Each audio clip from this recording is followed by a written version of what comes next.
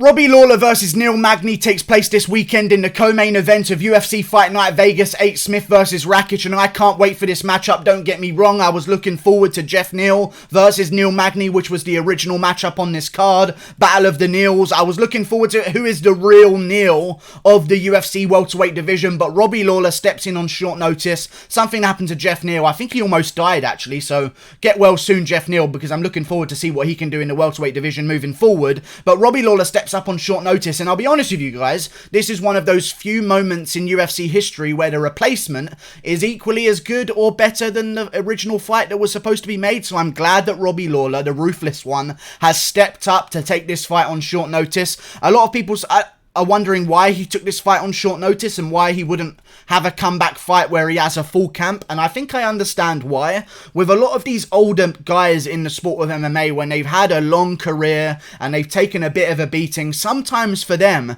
they don't want to go through a full camp because they know by the end of that 8 weeks of really hard training for a fight, they're probably going to be injured with something. A recurring injury is going to start aching them again after 8 weeks of hard training. I feel like a lot of times with these older guys, they're looking for these short notice opportunities because they don't have to go through 8 weeks of hard training camp. They already know how to fight. I mean, Donald Cerrone says it very well. He doesn't do hard sparring anymore because he feels like he knows how to fight. He just has to get to the cage without any injuries, and he's sure he'll be okay. I feel like it's the same with Robbie Lawler. He's taken this matchup because he knows that he's fresh right now, he's healthy, and that's a good sign because you ain't taking short notice matchups if you're injured. So it's a good sign that Lawler's taken this matchup. I just feel as though Neil Magny's going to get the job done against him.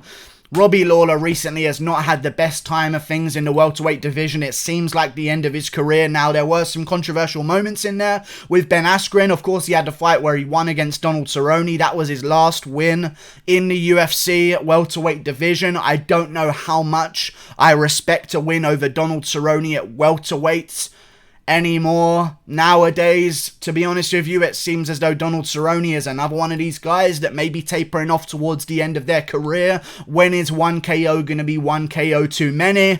4 in a row now for Donald Cerrone, even though I thought he could have beat Pettis. Still 4 in a row. I don't know how much I rate a win over Cerrone in that welterweight division. And for Neil Magny, since coming back from his layoff where he had a little bit of a drug suspension, I still don't understand what happened there, by the way, but I'm assuming that because he came back reasonably soon, it wasn't anything serious, but it might have been because he was off for actually 1 year and 4 months.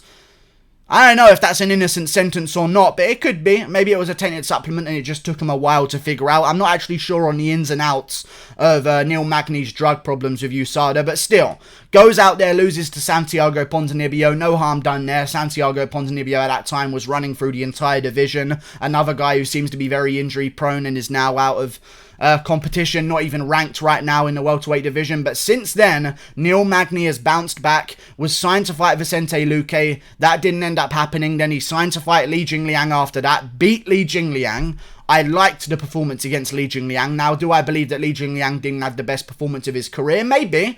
Li Jingliang looked like he was a little bit gun-shy out there, just looking to stay away from Neil Magny's range. Ended up paying the price for it for not being active enough. Neil Magny gets the job done, but then Neil Magny goes out there and beats Anthony Rocco Martin, who is a guy who I have a ton of respect for. He's only lost to Damian Maia by a majority decision in that welterweight division before Neil Magny. Other than that, he's beat guys like Jake Matthews, Ryan LaFleur in his welterweight career, Keita Nakamura, who at the time was a well-respected name in that division, Sergio Moraes, who again at that time was a respected name, 14-3, Ramazan Emeev, who now has bounced back against Nicolas Stolze on one of these recent cards and looked very dominant there. Rocco Martin just kind of cruised past him, close rounds every time, but outpointed him every single time. I respect the recent wins of Neil Magny. I don't know if I can say the same about Robbie Lawler, because I feel like the one chance that you have to win a fight on short notice is to go out there and get it done in the first round. When's the last time Robbie Lawler went out there and got it done in the first round? I know a lot of people seem to say, and I could be setting myself up here for people in the future that are watching this video right now to laugh at me, but when's the last time you saw Robbie Lawler fuck someone up in the first round? I know Ben Askren happened, but that ended up not going Robbie Lawler's way. For whatever reason, the fight did not go Robbie Lawler's way. I don't want to get into the intricacies over who was this, and was the referee wrong, and was Ben Askren, Robbie Lawler, I don't want to get into that whole fucking discussion in this video, because we can sit here for fucking 5 minutes. But still, other than the Ben Askren one, which ended up not going his way, well, who's he done it to? He didn't finish Ben Askren even, so it's not like he was going to finish Ben Askren. I mean, the fight ended with him in a bulldog choke. Like, it's not like he was winning the fight and the ref jumped in or anything like that. Like, he didn't finish Ben Askren in the first round. He took Rory McDonald to the 5th, and it was an accumulative amount of damage on Rory McDonald. He just couldn't take the beating anymore in that 5th round. Went to a split decision with Johnny Hendricks, decision against Matt Brown. The last guy he finished was in the 3rd round against Jake Ellenberger with a knee to the body and followed up by punches. And he's going to go out there and KO Neil Magny in the 1st round? I just don't buy it. I don't think it's a good prediction. I think Neil Magny is the safest money on the card. He's a rangy guy for that division. He has a 6-inch reach advantage over Robbie Lawler and a massive height advantage as well. Normally that doesn't mean anything, but when you think of height advantage, what else scales with height? Your leg reach, and when you're a guy that throws oblique kicks and tapping front kicks as well, like Neil Magny does, that leg reach and height overall is going to be a very huge factor here against Robbie Lawler. I just don't see it going his way on short notice, because I feel like the only way he's going to win on short notice is to go out there and KO Neil Magny in the 1st round. And even if you plan on doing that, like, I don't know, the only guy who's ever done it is Lorenz Larkin, and that was all the way back in 2016. I just don't think Robbie Lawler's going to come out with... I don't know, I think Robbie Lawler's going to come out and go crazy, but I think Neil Magny's going to get a body lock and push him up against a cage and hold him there against a clinch. Robbie Lawler seems a little bit too okay to eat some punches nowadays also, so I think in the 2nd and 3rd round, Robbie Lawler will survive. I don't see Robbie Lawler getting finished by Neil Magny, no way, no how. Neil Magny's not the best finisher in the UFC, unless your name is Craig White and you're a part-time fighter.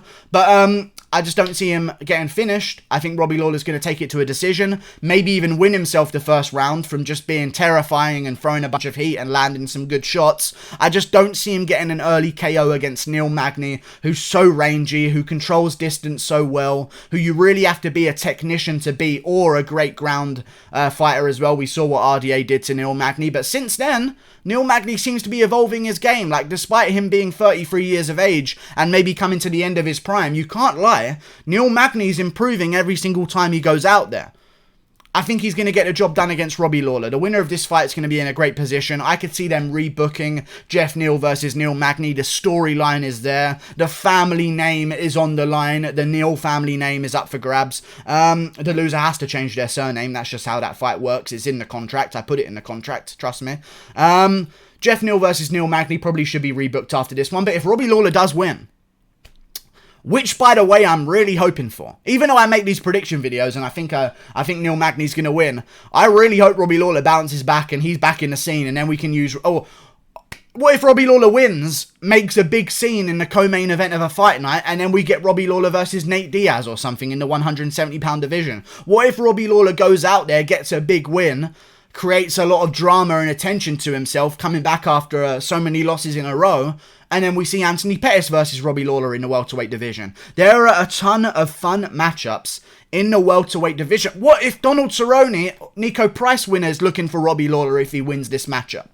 It's a great time to be a welterweight, and if Robbie Lawler goes out there and gets the job done, I'm going to be very happy with him. I just don't see it happening. Neil Magny's a big, strong guy. He has a natural advantage in the clinch, which taller guys tend to have, because the shorter guy is always going to be on their tiptoes, not going to have a strong base to fight off the clinch. Neil Magny, I believe, is going to weather the storm in the 1st round, hold Robbie Lawler against the cage, or just look to hold Robbie Lawler against him on the cage, which is something we see Neil Magny do now and again. Avoid the storm in the 1st, then slowly start picking away at Lawler in the 2nd and 3rd round, earning himself a unanimous decision win. I think it's probably the best bet to make on the card. I don't know how much of a favourite Neil Magny is, but I'm assuming that it's going to be a massive...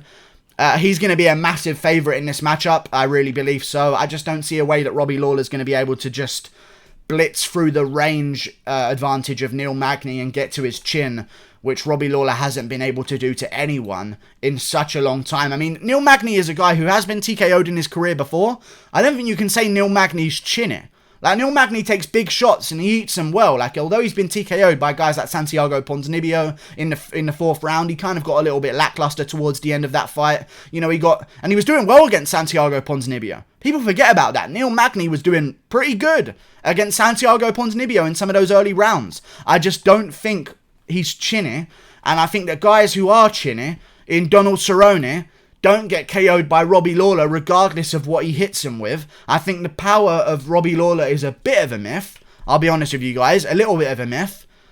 I don't think he's going to get the job done. I think Neil Magny's going to go out there and pick him apart for 3 rounds, win the fight 29-28 or 30-27, earning himself a unanimous decision win, and then I want to see him versus Jeff Neal next. Or, if Neil Magny does win this, and doesn't want to take on Jeff Neal, he could look for matchups like Damian Maia. Rafael Dos Anjos is now fighting Islam Makhachev. Oh my god, I forgot about that matchup. Dos Anjos versus Makhachev is so good. But still, Damian Maia's up for grabs. I'm sure Damian Maia wouldn't mind a chance against Neil Magny, seeing what RDA did to Neil Magny. I know Damian Maia would be loving a chance at Neil Magny for his retirement fight so he can go out on a win. So it might be a real good opportunity for Neil Magny here to take advantage of the big moment of Robbie Lawler stepping in on short notice. Please call out someone on the microphone. It's not a horrible thing to do. I hate it when fighters do it. I hate it when fighters do that. Oh, I'm not trying to be one of those guys, so I don't want to call one out. I don't want to call anyone out because I'm not trying to be one of those guys. What guys? Successful guys that move up the rankings? It's not a mean thing to call someone out. You can call them out in a nice way. Hey, say, hey, Damian Maia, come rear naked choke me for your retirement fight. You can be nice. Just please call someone out. It's not disrespectful. It just makes things so much easier and generates a bit more attention. But whatever, Neil Magny probably won't call anyone out. Say that, hey man, I'm just really improving my striking and I'm glad that I'm improving and, you know, I'm just gonna keep fighting people and whoever the UFC says, man. Okay, you're gonna be fighting someone unranked next. Good luck. Sorry, I had a little bit of I was just blinded by rage a little bit there, but I just wish people would call people out. It's not a mean thing to do. You just, hey, want to fight me? You're fighters. You're literally organising a business meeting. Like, it doesn't, whatever. Neil Magny should call out Damian Maia after this one if you want to jump up the rankings. Otherwise, they're going to be rebooking him versus Jeff Neal. It's going to be a bad matchup for him.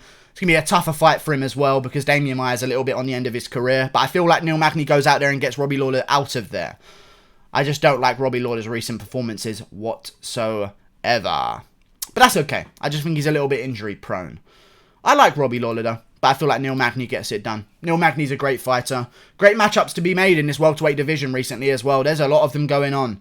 Especially at 253, you've got Cerrone looking to return to 170 against Nico Price. I know he fought Pettis at 170, but like this is a real 170-pound fighter that he's taking on. We've got a lot of guys coming up in the 170-pound division. Kamzat Chimaev is making a move in the 170. Daniel Rodriguez just won a fight on the last card at 170 as well. We've got a ton of talent. Chaos Williams, I'm waiting to see when he makes a comeback to the UFC because his debut was spectacular against Alex Moreno. Welterweight is the place to be. I'm looking forward to this weekend's card. Neil Magny by unanimous decision. Click that button there. Goodbye. Great matchup.